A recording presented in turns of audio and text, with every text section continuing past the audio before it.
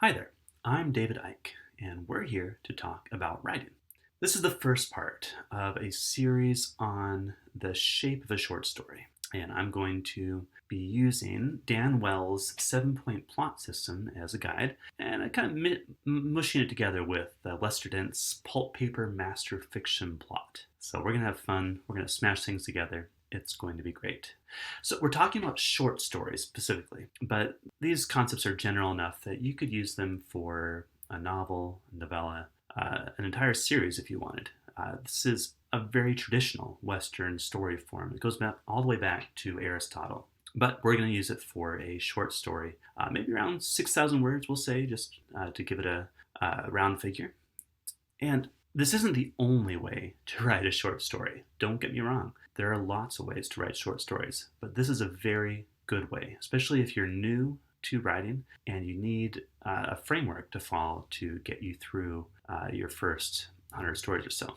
So in this first video, I want to talk about the hook. The hook is the first quarter of your story. So if it's a 6,000 word story, this is the first 1,500 words. Your number one goal in the hook is to capture your reader's attention and make him care about the characters and their problems. During the first quarter, during the hook, you're going to introduce all of your important characters, the protagonist, his sidekicks and friends that are going to help him in the journey. You don't necessarily need to introduce your villain in the first quarter. That depends a lot on how you're shaping the conflict. And it depends on your genre too. If you're writing like a puzzle mystery like Agatha Christie, then you have to introduce your villain in the first quarter. But if you're doing more of a suspense or thriller, you probably don't want to introduce your villain, just hints at the identity, nothing more. Now, once you've introduced your important characters, and as you're introducing them, you need to make it really clear what they want, especially your main character, your protagonist. And you need to know yourself as the writer, what does he want? What does he desire? Because that's going to be the driving force of your story. Your character wants something, something opposes him, and he can't get it. And the story is how he goes about getting it or not getting it.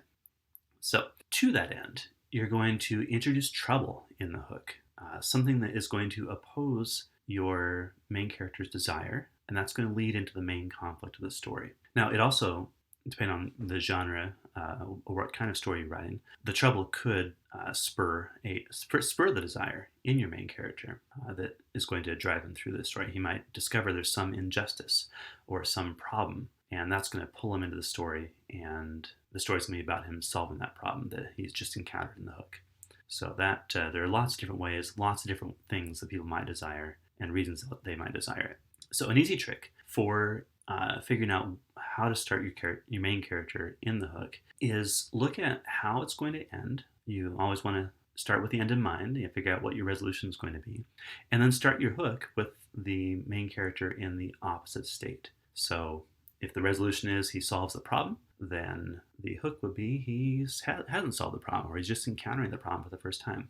So that's just an easy way to figure out how to start the story. Now, also in the first quarter, there's a lot of things that need to happen in this first quarter. But taking a page from Lester Dent, we really want to add some sort of physical conflict into the first quarter. And this is to add interest, to, again, make your reader care about what's happening, to see that there's some sort of danger, whether it be physical or moral or some other kind of danger, to your protagonist. So you need to use physical conflict to demonstrate that. And physical conflict, you need to kind of expand your mind on this. It doesn't have to be a fist fight. All it is things are happening. People are moving around the stage of your story, and they're trying to get the advantage. So it could be an argument. It could be two diplomats trying to negotiate a trade deal. It doesn't have to be your typical summer blockbuster kind of conflict. But that's all that you need for the hook. So if you found this helpful, please hit the thumbs up button there to like this video. And in my next video, we're going to look at the first twist. So make sure that if you want to catch that, make sure you hit the subscribe button and the little notification bell right down there, and that will let you know when that video comes out as soon as I release it. And then finally, I have a question for you. I'd like you to answer down in the comments section. What do you find hardest about writing an opening, the hook, for a story? What do you find most challenging?